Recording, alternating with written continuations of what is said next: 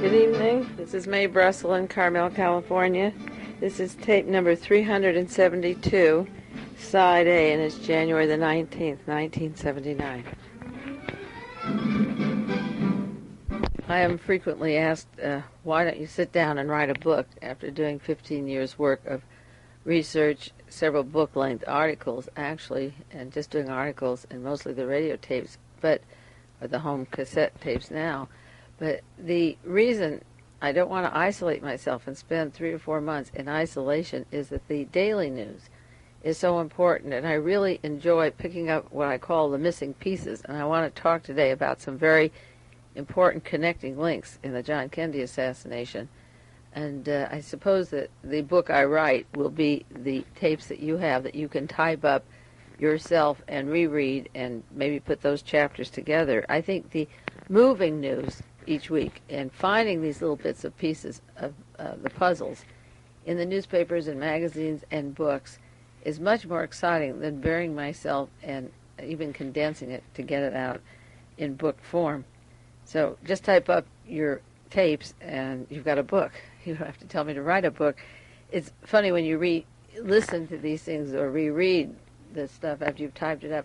It sometimes seems all new. It even seems new to me when I see some of the notes sometimes. I can't remember, did I say that? Because there's so much material coming out. But the pieces in the daily papers are fascinating, and also from the documents I'm getting from everybody from all over the country, fantastic articles. I can't thank you each time individually, but I thank you in a group, and just keep sending it. Books, articles, anything you want. I am using all of it. Whether I talk about it specifically or not, you'll find it cropping up at the least expected place as it falls into a pattern. What I want to talk about now is a article in the New York Times, January the 7th, 1979, by Ted Zalk, called The Missing CIA Man. He's referring to John Paisley, a gentleman who worked for the CIA, who was found dead October the 1st. His body was decomposed, floating outside of Chesapeake Bay. He was 55 years old. The newspaper didn't report his death for a week. It was very low-keyed. They didn't fingerprint the body for 17 days. The CIA, the FBI had no fingerprints of him. The body was cremated. The hands were cut off. One hand was decomposed. The other was saved. The Maryland police called it a suicide. The CIA were the first to get to his boat to clear out the documents and get to his apartment and take out documents. The very first story was that he was an unimportant intelligence officer and analyst who retired in 1974, just a senior analyst, nothing to do with clandestine operations. That is known as the cover-up. The real story of John Paisley is that he was deputy chief of CIA's Office of Strategic Research. He dealt with assessment of Soviet nuclear forces. He was a consultant to the CIA working on the most highly sensitive papers when he died, but he also comes out as being an agent who's worked with the CIA and James Angleton and the deep counterintelligence since 1948. He was privy to the most high secret intelligence in the United States. But even more than that, John Paisley and his wife Marianne Paisley and John Hart and Catherine Hart were two CIA couples, 4 CIA persons, highest up in the counterintelligence division of the Central Intelligence Agency handling overseas counterintelligence money for agents. But Paisley not only worked with John Hart, and his wife worked with Catherine Hart, their superiors, or I suppose John Paisley and Hart were equals in the game of intelligence. In fact, Paisley was probably over Hart, from what I can read. But the point is that John Hart testified before the House Select Committee hearings, September the 15th, 1978, on a Russian defector named Yuri Nosenko.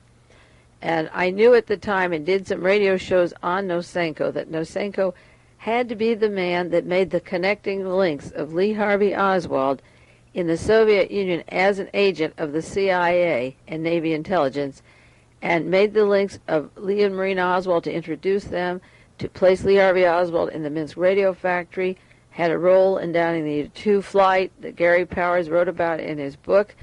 And when Yuri Nosenko came to this country, he was debriefed by John Paisley while Marion Paisley worked for John Hart, and Yuri Nosenko was kept in isolation from April 1964 to 1968, and he was released, but up to his death, John Paisley was close to him, and I believed at the time that Nosenko was kept in isolation, not for all that heavy interrogation they talked about, but because he was brought over. He had to get out of the Soviet Union fast before they found out that he worked with Lee and Marina Oswald. They knew he worked with them as a KGB, but the Warren Commission was doing their work.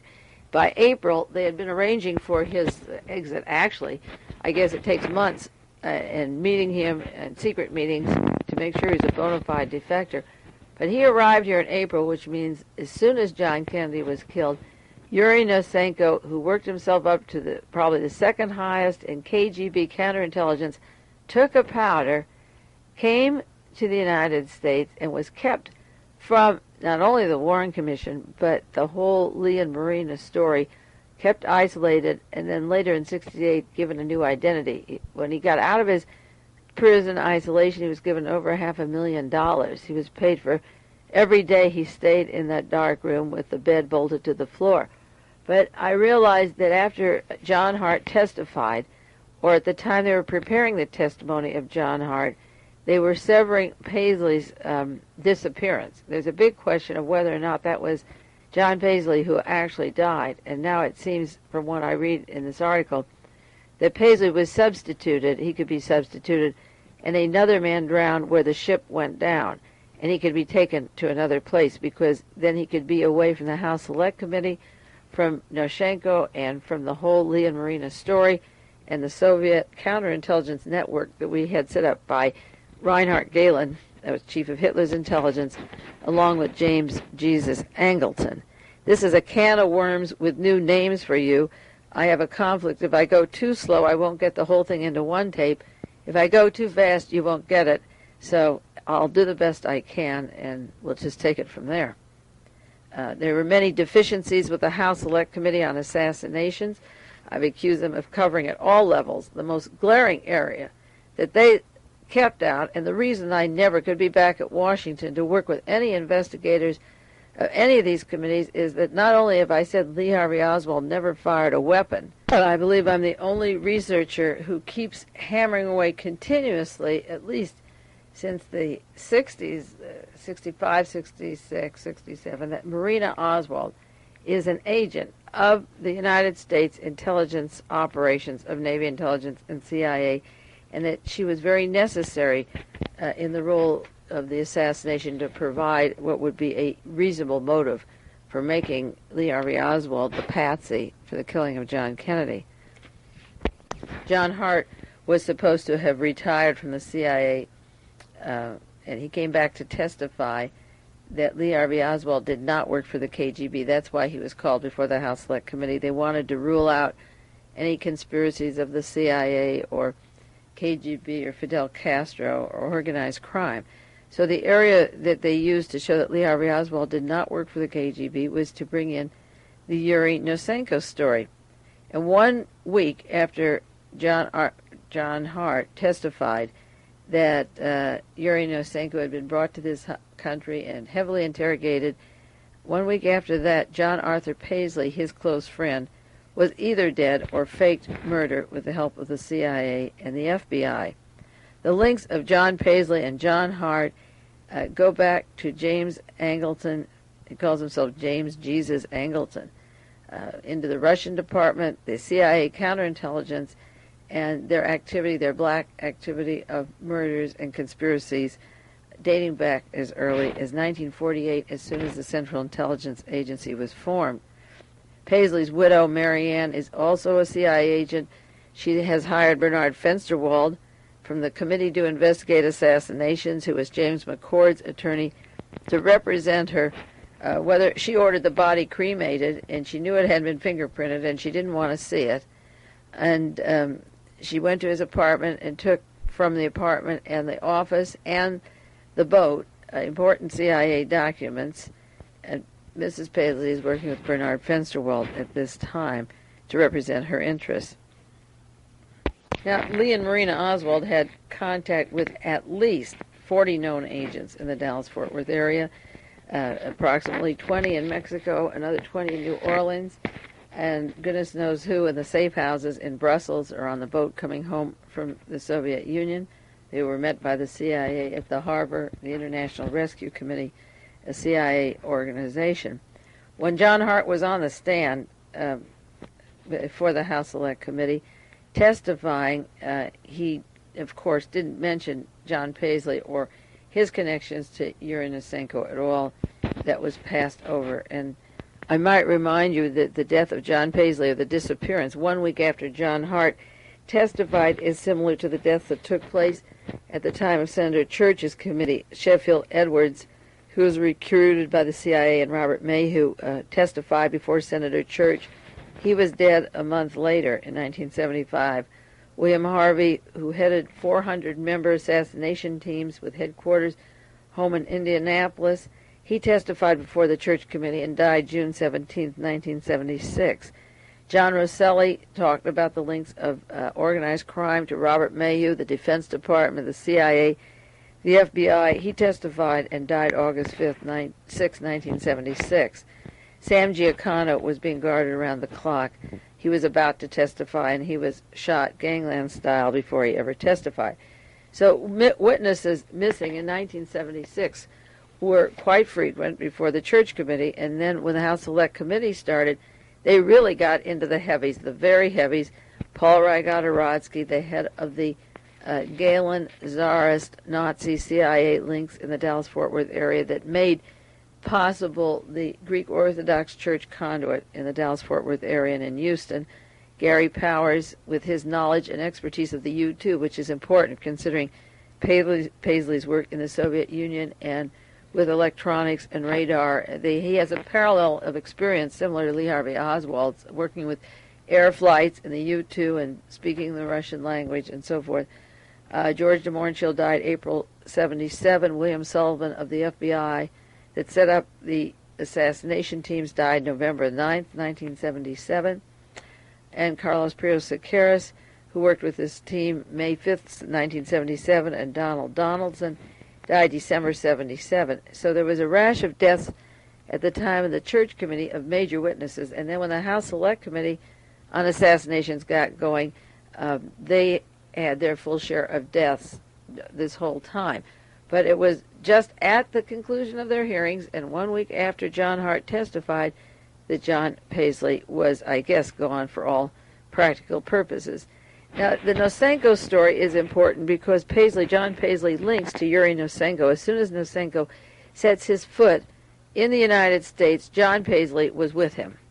And therefore, and considering how high up he is in intelligence, it's important to know about the background of Yuri Nosenko and what he could have been doing in the Soviet Union.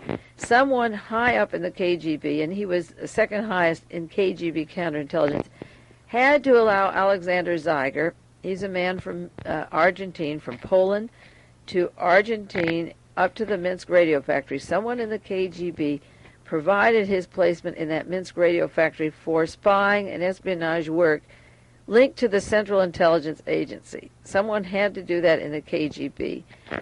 Somebody had to arrange for Marina Oswald to meet Alexander Zeiger's daughters because there are documents that exist proving Zeiger worked for the Central Intelligence Agency. There are other documents to prove that Lee Harvey Oswald was to bring a Russian wife back, and he was introduced to her in that CIA-run office in Russia by Alexander Zeiger. Marina was a friend of his two daughters.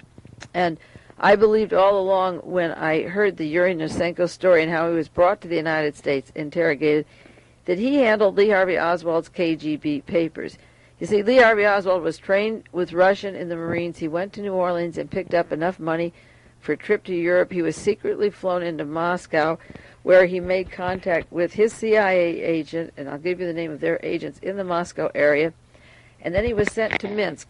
Someone in the KGB had to do the placing. You can't train a man Russian language, radar, electronics, U-2 expertise, send him to Moscow and count on just some Russian could have him picking up elephant manure at the Russian circus.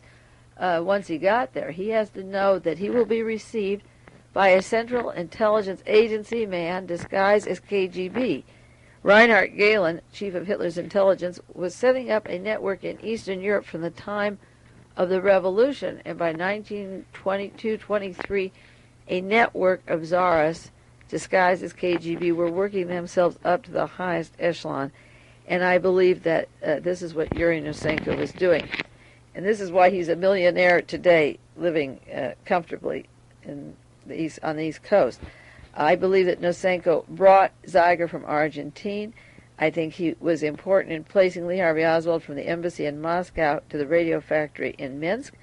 I think he could have been in contact with Priscilla Johnson and various CIA agents in the embassy and placed Lee Harvey Oswald exactly where they wanted him to be placed. I think Yuri Nosenko was that man. And John Arthur Paisley, who died in September 78, worked since 1948 with James Jesus Angleton of Counterintelligence. And as I say, he worked with John Lyman Hart, who testified a week before his death. And I think all of these people were important in the assassination, cover-up of John Kennedy, and also in breaking d'entente for Khrushchev and Eisenhower at the time they downed that U-2 flight. Lee Harvey Oswald was capable in the Marines. He worked in the radar and radio section. He was stationed at U-2 bases in Japan and the Philippines. He was taught Russian language in the service. He had top-secret security clearances. He was sent to the Soviet Union, to Moscow and Minsk. He was watching vapor trails of high-flying planes. He was watching troops and troop movements in the mud. He came home to a secretary and began dictating his notes that he had brought home. And at the end of the assignment, he brings home this Russian woman, Marina, who became very, very useful.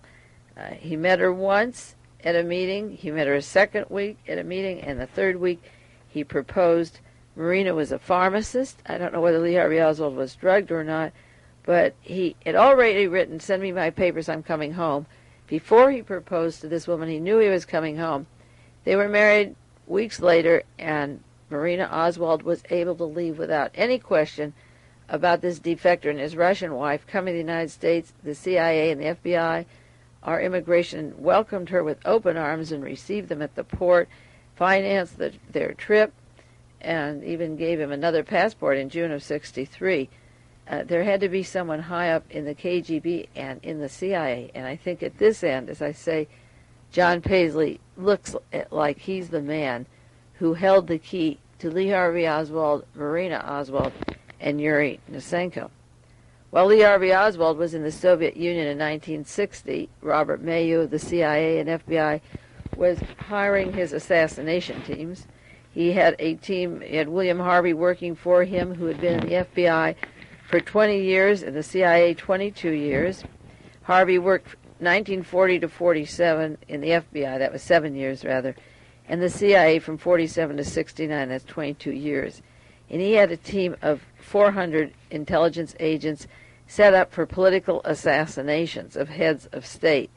And William Harvey, who was killed after he testified at the Church Committee, was setting up his teams along with Sheffield Edwards and the Central Intelligence Agency. And they also had on their side Earl Warren, who had always worked with Murray Chotiner, the same man who had selected Richard Nixon. In the event of political assassinations, all bases were covered long before the guns went off, and they're still covered today. And that's why we can't get these things exposed at the highest level. We can only learn them down at this level where we can talk about them.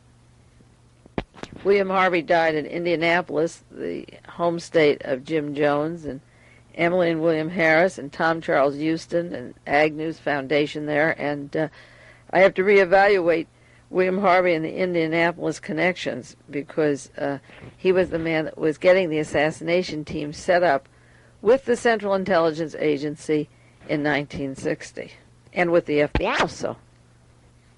When William Harvey died in June of 1976, the Washington Post had a wonderful 2-page article. I'll give you that date if you want to look it up. It's called "The CIA's Loaded Gun, The Life and Hard Times of America's James Bond, William King Harvey." And the article says, when they buried Bill Harvey last June, one of the most controversial clandestine operators in the CIA, died of a heart attack at age 60. It was the end of an era. Harvey held the answer to whether President Kennedy ordered Castro's death. Now that's the Washington Post article by David Martin. They don't have the honesty to say that William Harvey held the answer whether the Central Intelligence Agency and the FBI ordered John Kennedy's death. And that's why William Harvey had to be killed. He was age 60, and John Paisley was age 55. They also mentioned that Harvey was sent to Rome as a CIA station chief, which I think is interesting considering the assassination links of coming through Rome that are getting pretty tight, and we can go into that later. I don't want to digress too far off. He was the head of Task Force W, 400 men who were assigned political assassinations for heads of state. So this is a man, William Harvey, who worked with James Jesus Angleton and Richard Helms and Allen Dulles and John Hart and John Paisley. And also they were being bumped off no matter how high up they were. Sullivan and now Paisley gone, and Harvey's gone. And we have Richard Helms and James Angleton still alive. And I wonder how long they'll live, or I know they'll never talk, but I just wonder how long they'll live. Now, why all this fuss about Marina Oswald? Why would a man high up in Navy intelligence, Army intelligence in the United States be anxious to bring a Russian woman back to the United States? And why would a CIA man who worked for Reinhard Gehlen or disguised as a KGB person want to worry about Marina Oswald? She was a very, very important woman, because without Marina, there'd be no way to put the assassination blame on any patsy, specifically Lee Harvey Oswald, because there was no physical evidence to link him to the murder of John Kennedy.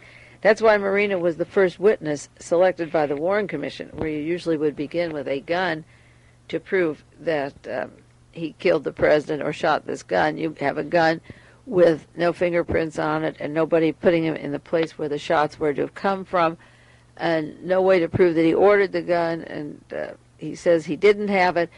You see these planted pictures of him that really do not prove that he held the gun, with his wife saying she took 2 pictures. Nobody asked her who developed them, who printed them. You took 2 pictures in your entire life. Wouldn't you take them of your darling little baby, your daughter? You've got family in Russia, aunts and uncles and cousins.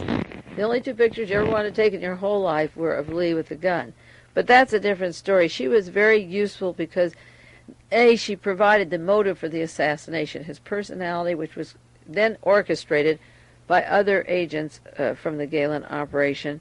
She planted the evidence. That was the second point. She could say, oh, I looked under the blanket and there was a gun there, but it's empty. She made up stories about physical evidence or stories about Lee wanting to shoot Richard Nixon, which can't possibly be proven, or that he shot at General Walker, which could be disproven. Lee and Marina were a great team. She provided all the stories that would make Lee Harvey Oswald guilty without anybody cross-examining what she's saying or even the evidence. I also believe that when that assassination team was set up in 1960, it was done because Joe Kennedy's son wanted to run for president, and they didn't want Joe Kennedy's sons as presidents of the United States.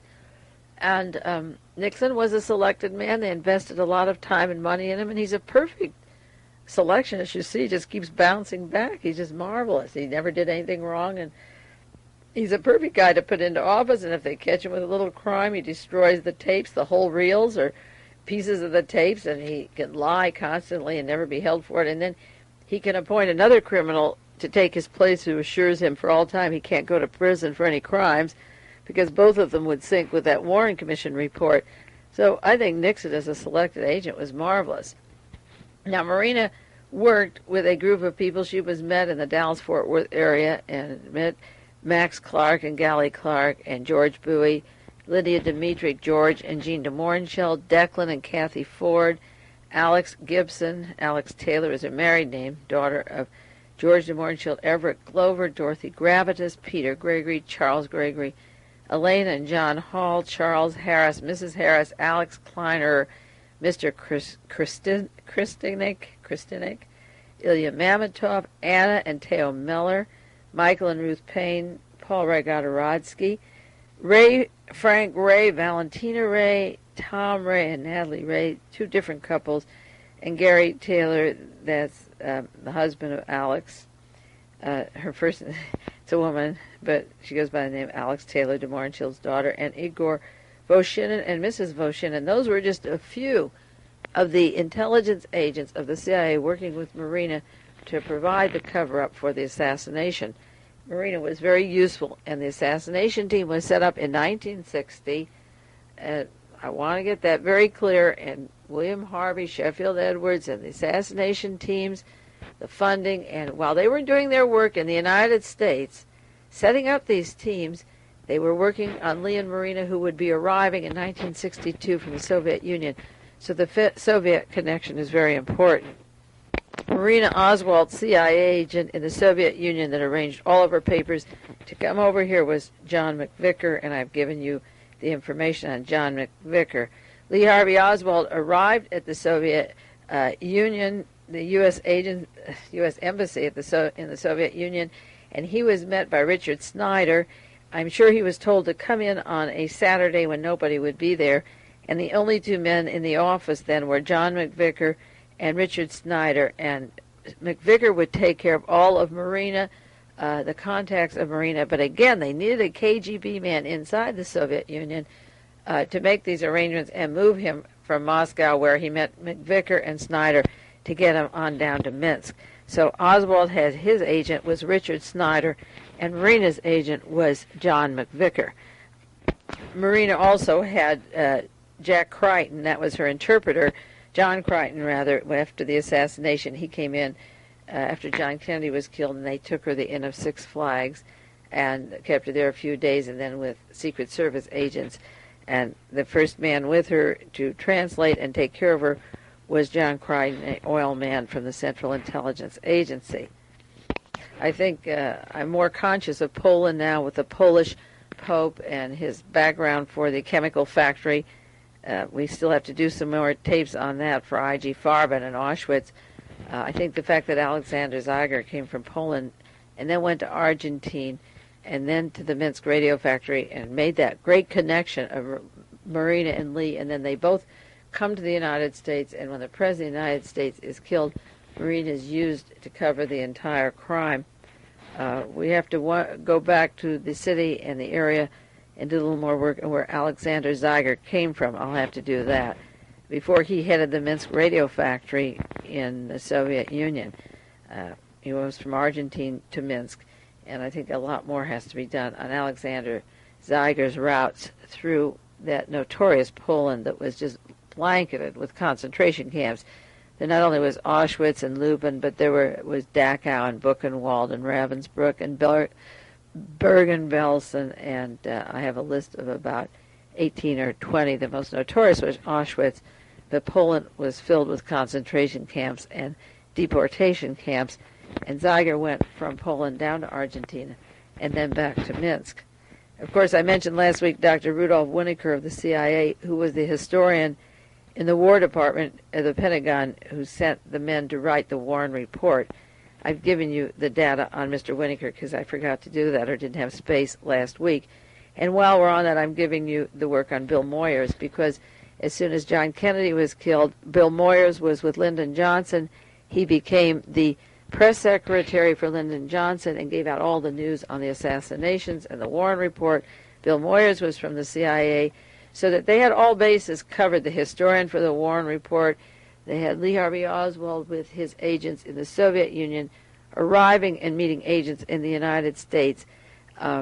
But the important part, the connecting links, I want to get to now are the fascinating links of John Paisley and his background with Yuri Nosenko. I think this is the thing that really excites me, is seeing the relationship of the counterintelligence fitting together, and unfortunately, we have to learn about these things after somebody dies. The Washington Post and the New York Times give the best obituaries. When somebody dies, you get all the connecting pieces, and while they're alive, they don't tell you anything. But as soon as they're dead, you have to wait till they die, like the Washington Post, to get the real, true story, 2 full pages on who William Harvey is. When he was alive, we didn't even know about him except his little testimony before these half-assed committees. But once they die, you get some wonderful stories about the route they've taken, and that's where the missing pieces fit in.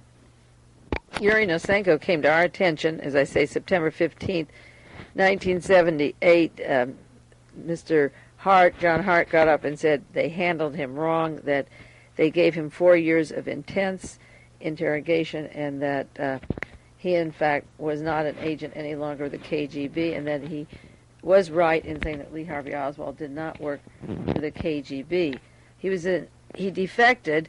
Lee Harvey Oswald was in the Soviet Union from 1959 till 62 when he came home, and Nosenko defected just a few months later, officially from April 1964. His defection was finalized, actually, but I'm sure it was arranged immediately after the killing of John Kennedy that he was ready to run to the United States, and it must take at least those 3 or 4 months before he came to the United States. And then in 1968, the United States decided that he was, in quotes, a legitimate defector. They gave him over $500,000. He's on a salary now of thousands of dollars a month. I forget how high it is. And John Lyman Hart testified that this was 8 days before Paisley died, that Mr. Nosenko had been given a new identity, and that right now he was having trouble with his memory, that he just had a poor memory. Now, we could go into mind control and erasing memories, or what they did do in that little vault, but we'll turn the other side over now and go into John Paisley, agent of the CIA.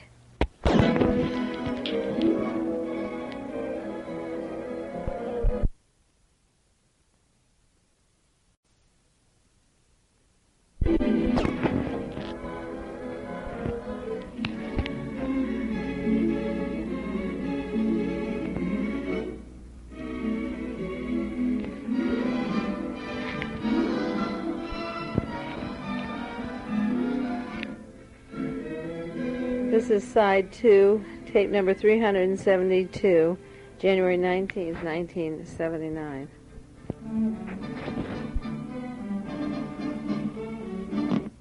I'll give you a little background and details on the death of Paisley, as far as we know so far, and then go into the importance of him in the other story, given the background that I gave you on side 1.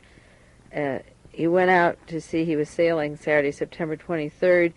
He contacted Colonel Norman Wilson, Air Force officer, Defense Intelligence Agency, a friend of his for about 10 years, and he sent a message to call him between 5 and 6. And it turned out that he had very complicated intelligence equipment on the boat that only the National Security Agency could have had on there. Between 5 and 6, he called Paisley, and Paisley said to him, "Keep the lights on when the ship lands. I'll be out after dark." That was between 5 and 6, and he wasn't heard from again. Sunday the 24th, the Coast Guard reported that they found this craft going out near the Potomac River where it goes into the bay. Point Lookout, they landed. The Coast Guard got there. Nobody was aboard. There was no tracks in the sand to or from the boat. The boat was sitting there. There were shoes there and documents, and the radio was turned on. And they called Mrs. Paisley at her home in McLean, Virginia. They separated in August, 1 month before all of this took place, but they were supposed to be going back together again, and I have some ideas about this severance if he's taken a new identity and gone somewhere. But they were separate apartments. He had an apartment and she had a place, and they called her Marianne Paisley, and she went with Colonel Wilson. And Philip Wagner, Paisley's replacement at the CIA when he retired in 74. And, of course, we find out he's still working, so I don't know what it means by retired. So it's Philip Wagner of the CIA. And then 2 CIA security officers, Joseph Mirabel and Frank Rocco, that went. And then they phoned the headquarters, and they didn't find any trace of blood or a struggle, simply that he was missing, and that documents were removed from the boat. They took them. The CIA took them from the boat. Then they went to Mrs. Paisley's apartment, and they picked up additional documents, or his apartment on Massachusetts Avenue, rather. And they found some live cartridges on the boat and in the apartment. The disappearance wasn't reported for 1 week, and the body was discovered, as I say, October the 1st. The Maryland State Police waited received the body, they examined it, issued a death certificate for John Arthur Paisley, signed by Dr. Russell Fisher, Chief of Medical Examiners. It was sent to a mortuary that does work for the Central Intelligence Agency. They were ordered to send it to a specific, this mortuary does work for the CIA agents. The body was supposed to be decomposed beyond recognition except for the skin on one hand. One hand had eroded. The hair and the beard were gone after 1 week, and they took off the hands. And then the CIA and FBI said they had absolutely no record of any fingerprints for Paisley, even though he'd worked for them since 1948, and the CIA sends all fingerprints to the FBI. That's one reason why I think he wasn't murdered, because if somebody, the Russians or somebody, took him and grabbed him and killed him, took him off that boat and put him on another boat and killed him because he was shot and there was no blood around, I don't think that the fingerprints would have been removed from the FBI office. They would have had his prints. So this obviously had to be an inside job because the evidence was destroyed, and if they were giving him a new identity, they've gotten rid of the old fingerprints. As the FBI said, it was inadvertently destroyed, sort of like John Kennedy's brains missing from the archives, or Lee Harvey Oswald's 201 files from the CIA missing. The state police, Maryland State Police, didn't fingerprint his boat. They didn't fingerprint his apartment in Washington, D.C., or the Washington, D.C. offices to see if anyone had been around him or with him. They didn't come up for any prints until 3 weeks later, and they said that as a 17-year-old, John Paisley had written to the FBI and volunteered a set of fingerprints. So they tried to say that fingerprints later matched that he was 17 and offered them, "Do you want my fingerprints?" Which is an interesting story, and the dentist has refused to discuss any dental findings. And the death certificate was sent 18 days after it was issued to the widow, also the CIA woman. Hands severed from the body. And they made note in the New York Times, Ted Zolk said that it was an unusual procedure to sever hands, severing hands before cremation. But I think of Donald DeFreeze and his head and hands severed by the Los Angeles Police Department, which has never yet been explained. And of course, the body, as I say, was weighted with 38 pounds. There was no reason for a suicide. There was a woman with him, always a woman, cherchez la femme, and always look for a psychiatrist. There was a woman that he was seeing a lot. They don't mention her by name, of course. And this psychiatrist friend, interesting. I think of Candy Jones and the story that she was told how to commit suicide, and after she finished her CIA work. And remember, this is the week of the hearings of the Yuri Nosenko, Lee Harvey Oswald story before the House Select Committee.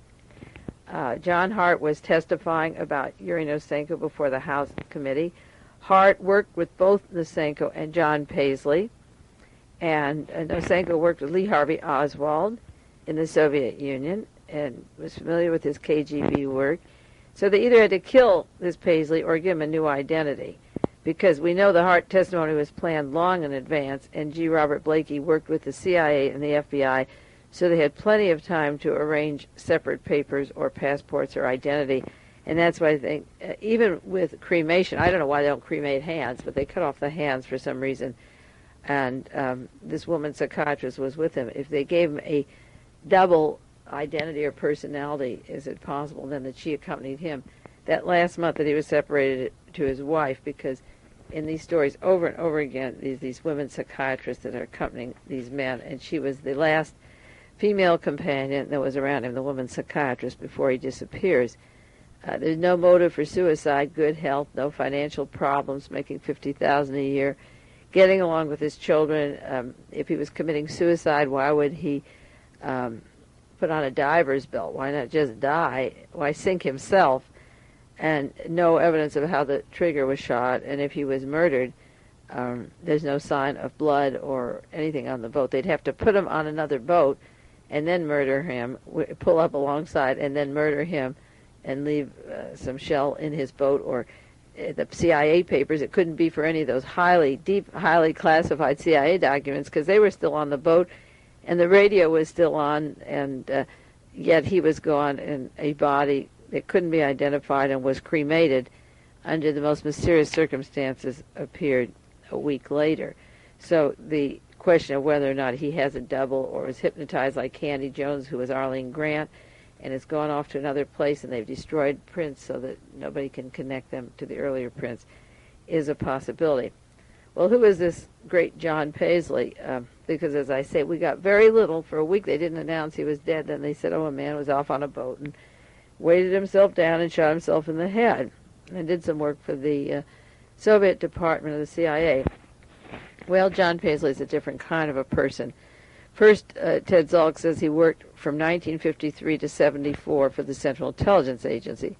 Then he contradicts himself and goes back to 1948, deep cover counterintelligence, up to the present day when he died. He was working. So forget what he said and fill in the other years. He was deputy chief of the Office of Strategic Research, which is part of the DDI, Directorate of Intelligence. That is directly under the chief of the Strategic Research of the Director of Intelligence of the CIA. He was the deputy chief, next in line. And again, the article that you read in the New York Times says that he was an analyst for the white side of the CIA that makes the arrangements. There's a definition here of the black side is a clandestine, the group that act out their secret activities, and the others do the planning. But then that's contradicted in the article as he goes on to say that it's very strange that spokesman said that Paisley never liked the clandestine side. That's what they said at the CIA. Yet everything about him, his work with Marianne Paisley and John Hart and Catherine Hart and Yuri Nosenko showed that they'd been on the clandestine side, deep into the highest levels of the clandestine spying. And that's why I gave on the other side the background of Lee and Marina and Alexander Zeiger and the Soviet connections with John McVicker and Richard Snyder and Priscilla Johnson, because we had all these CIA agents working with them over there in the Soviet Union, and these were the Soviet experts. Now, Paisley's covert activities, according to the New York Times article, began long before he signed up for the CIA. He was supposed to have signed up in 1953. His early background was that he was born in Phoenix, Arizona. He went to the University of Chicago where he got an electrical engineering degree. He was a merchant marine radio operator in World War II. In 1948, when the war was over, he went to Palestine. He was age 25 years old, as an operator for the United Nations. Israel was to become a country in 1948. He went there in 1949, and he joined what was called a peacemaking mission, headed at that time by Count Bernadotte, the Swedish gentleman who was over in Palestine, who was assassinated in Palestine at this time. And the article, the background this week says that I read that they're not sure how he linked up with the Bernadotte mission, but I'm pretty sure through the Gehlen connections. The OSS became the CIA in 1947, but the Gehlen operation had agents over in the Middle East through the entire war. The Nazis were very heavy in the Middle East. Remember the years, the chronology is so important. In 1943, the Nazis went underground and began to disperse their agents, realizing they couldn't win against the Soviet Union. In 1945, the war was over. In 1945, the United Nations began to be formed. In 1948, Israel became a country. And in 1948, James Angleton was recruiting in the Middle East. His superior, Alan Dulles, was working in Switzerland and dispersing Nazis over the entire world and into the United States. If you read Gehlen's Spy of the Century and Project Paperclip, you pick up the details. There are many books on the subjects, but those are two good ones. So James Angleton worked his way up to be chief of all counterintelligence in the Central Intelligence Agency, and he's the gentleman who said at the time of one of the hearings, was it the Rockefeller hearings, that the room of John Kennedy had many houses. There was a quotation there suggesting there were many rooms to this story, and I think James Angleton was right, and I think Paisley had one of those rooms. They worked together from 1948, then they're missing years from 48 to 53. These are the unaccounted years where Paisley was obviously getting Russian language training and work for setting up the network of espionage in the Soviet Union. In 1950, he services as a full-time agent of the CIA in the analytical work on Soviet strategic problems. Now, that's desk work, which is a cover called analytical work, but it doesn't explain the 5 years of clandestine work training that preceded the analytical work. And when he goes into his work on the strategic Soviet problems, in 1953, he stays there for a good long time through the entire Cold War period and up through the Oswald Nosenko period at what they call desk work. Now, Paisley was always in touch with James Angleton. Even though he had a desk work for analytical research, he was always in touch with counterintelligence and was with him from 1948 on. Paisley became what they call the Soviet expert in the Central Intelligence Agency. Now, that is pretty high up when you consider the role that Lee and Marina were to take in affecting American history later.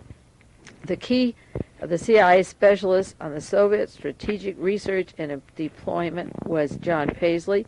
He had mastered the Russian language. He read Soviet technical journals. He had a flow of Soviet intelligence intercepted by the United States that he was responsible for reading it.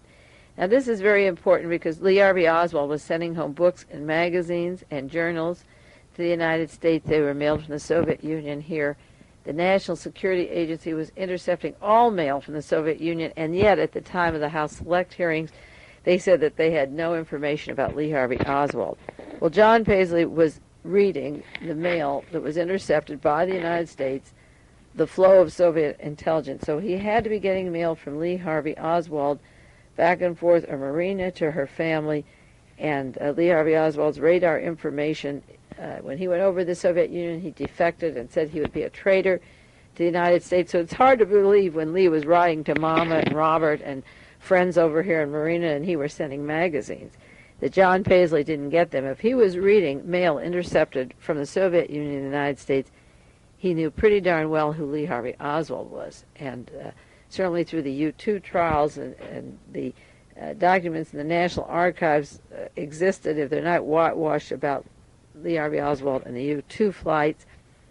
But Oswald said he was watching vapor trails and was into intelligence in the Soviet Union.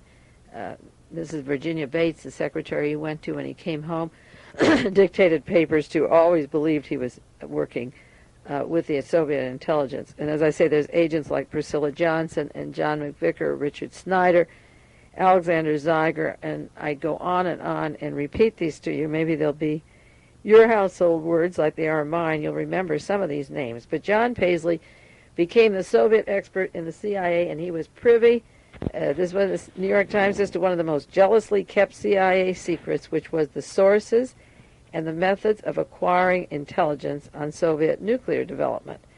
Now, I think if John Paisley and James Angleton worked closely in the Soviet intelligence area, they were also sharing their sources and methods of acquiring intelligence, and could use Lee and Marina Oswald for the Cold War when they were brought back at CIA expenses. And again, as I say, given a passport to make still another trip, Lee Harvey Oswald. Now, he later was the expert until his death on Soviet nuclear capability, and he worked in the most important work since 1974, which has nothing to do with Yuri Nosenko or Lee or Marina Oswald, but since 1974, he's worked on the most highly classified intelligence documents that the CIA ever had, and he was working on them at the time of his death. So he was no small potato in the intelligence field, but at the time Lee Harvey Oswald was in the Soviet Union, he still was the deputy chief there in charge of Soviet affairs and very high up.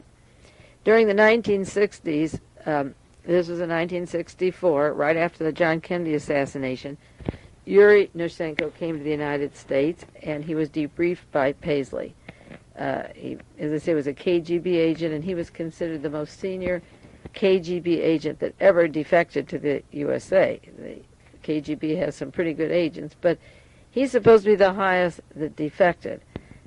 Just similar to the reverse process, Kim Philby, who was British intelligence, who went to the other side and was working for Soviet Union. John Arthur Paisley and Nosenko became very close friends up to the day that he died. I mean, the spring before Paisley was killed, just before the House Select hearings, he was down in North Carolina at Nosenko's home. He's been friendly with Nosenko from the time he came over here, April of '64, to the present time, till September '78. he was a friend of Yuri Nosenko's. And if he had any doubts about KGB or Nosenko being a double agent, I doubt if a man as high up in the United States Intelligence Agency could be spending 8 or 10 days at a time in North Carolina, taking his boat down there with that fancy equipment to see Yuri Nosenko. Marianne Paisley, the wife of John Paisley, was working for the CIA. As I said, she has been described as one, this is a quote, one of the most sensitive divisions of the CIA placed her in their office, and she was the handling officer for foreign clandestine operations. Now, Ted Zalk protects the agency he worked or works for, the CIA, by giving a date. In 1974, she handled funds for the foreign clandestine operations. There's absolutely no reason to doubt that Marianne Paisley wasn't handling funds for clandestine operations at the same time that her husband was the director of intelligence for strategic research for the Soviet Union. I can't see how she would jump in on it in 1974 when she's ready to retire and be handling this. He doesn't say how long she had this office. Her immediate superior, the wife of John Paisley, Marianne Paisley, her immediate superior in the Central Intelligence Agency was Catherine Hart, the wife of the man, the CIA agent, who came before the House Select Committee and who dealt extensively with Yuri Nosenko. So you have John Paisley in charge of Soviet intelligence, the Deputy Chief Office of Strategic Research, who worked with the clandestine side of intelligence, and James Angleton since 1948, and working with the entire Soviet intelligence and mail coming in and satellites and U-2 flights and so forth. At the time Lee Harvey Oswald was in the Soviet Union, this man's wife is working in the clandestine funding agents, and she works under Catherine Hart, the man who will be meeting Yuri Nosenko. So the Harts both worked in this country, presumably. I don't know how much they traveled, John Hart and Catherine Hart. But when Yuri Nosenko arrived, he was interrogated by both John Arthur Paisley and John Hart, and they were responsible. And as I mentioned before, Marianne Paisley's attorney now is Bernard Fensterwald, McCord's attorney from the Committee to Investigate Assassinations. This KGB defector came to the United States. He was brought in at a time, as I say, when the Warren Commission was working. He was the second chief of directorate of the CIA, and he was responsible for counterintelligence within the Soviet Union. Now that means setting up agents, double agents. He's the man that could bring Zeiger to Minsk. He could put Lee in the Minsk radio factory. He could put Marina with Zeiger's daughters and make the connections. Nosenko had that capability, and he was brought over as soon as John Kennedy was killed, and I think he was brought to get him out of Russia. And I think the reason they put him in a vault and built a house around it was it so no Russian agents could get him and get even with him for betraying the KGB and for being a Gehlen agent. John Paisley was working on the most top-secret CIA intelligence work in a decade when they brought Nosenko over here. He was brought into the case at a time when the Kennedy assassination was being investigated, when people were trying to make the Soviet Union responsible for killing Kennedy, when the Lee and Marina story could fall apart. They kept Nosenko tightly locked up, but he was very close to Paisley, and that must mean with James Angleton also, and with Hart. And his wife came to this country, too, and is with him. Yuri Nosenko's wife is here, and they must be well-heeled, almost millionaires by now. But there was this controversy around Yuri Nosenko, who said all along Oswald was not an KGB agent. He said that all along. He didn't come here.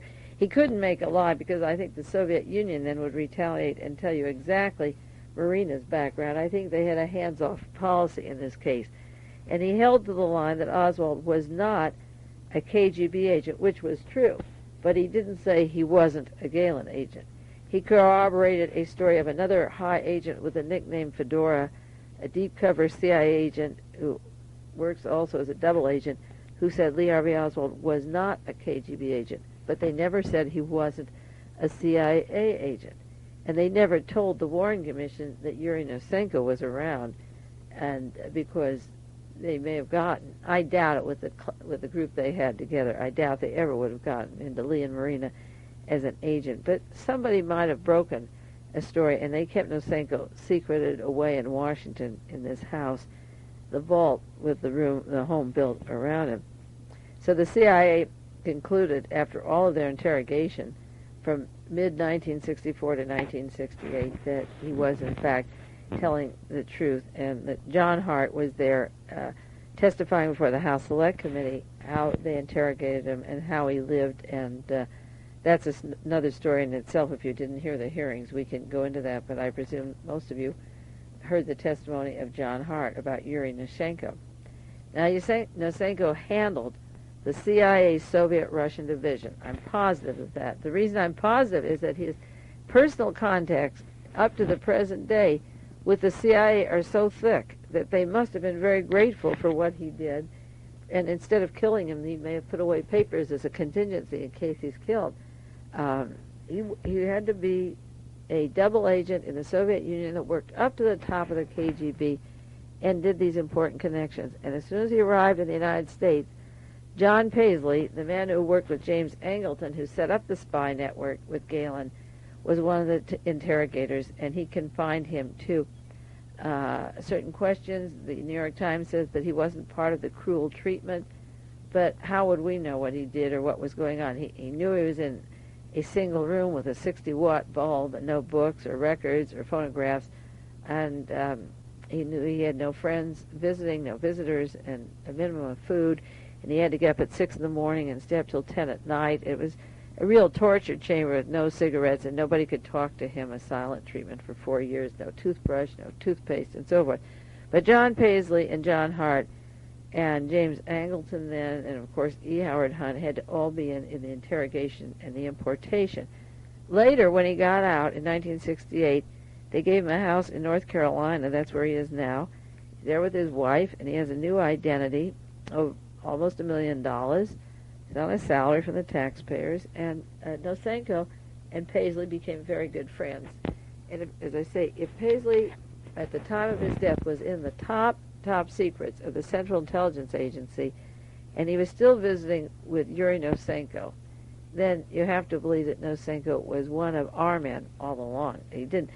Richard Helms tried to testify that he wasn't really sure of the position that Nosenko had or if he was telling the truth, which is just a big cover-up story for Richard Helms, because Helms, as the director of the CIA, was working over John Paisley and John Hart and Marianne Paisley and Catherine Hart, all high up in the United States counterintelligence, clandestine operations connecting with the assassination teams, and they just wouldn't be socializing on a boat with Yuri Nosenko of the KGB. They wouldn't have that much in common with him. They wouldn't meet with him socially. But Paisley would take his boat. He'd go down the coast. He registered the ship near Nosenko's home. His last long visit was in 1978, and they were long buddies. They visited sometimes from 1 to 10 days at a time. Now, the CIA so far, according to Ted Salk, has refused any comment on the friendship of Paisley and Nosenko, which would be interesting, as I say, considering how thick they were up to his death and very close friends, and how it would be difficult with the top security clearance that Paisley had to be meeting even a former KGB man, and even if there were any suspicion at all, they had to be really sure that over 20, 30 years he was for real and had been a deep cover agent all that time. The CIA won't comment on Paisley's earlier role when he debriefed Nosenko. They don't want to talk about that, naturally. Nosenko's name didn't even break in the news until just the week before Paisley died or was taken away. We'll never know, really. So, in summary, this John Paisley was high up in the CIA, working with spy satellites, which was what a U-2 is and what Lee Harvey Oswald was working with. He was important in their desk, what they call their planning desk, while at the same time he worked with the counterintelligence desk. His wife, Marianne Paisley, her immediate superior was Catherine Hart, who debriefed Nosenko. She was responsible for contacting employees and handing out salaries. She had a sensitive job with contract employees. They described her as a contract employee. The CIA tried to put her down as a contract employee, but that doesn't explain her CIA sensitive jobs or her work with other contract employees. I'm sure she was much above them, and she was in charge of a lot of funding. Catherine Hart, whose husband was meeting Nosenko and debriefing him when he came here right after the Kennedy assassination, worked for the she was a senior officer in the requirements division. And her job, very interestingly, is to handle funds for clandestine operations overseas.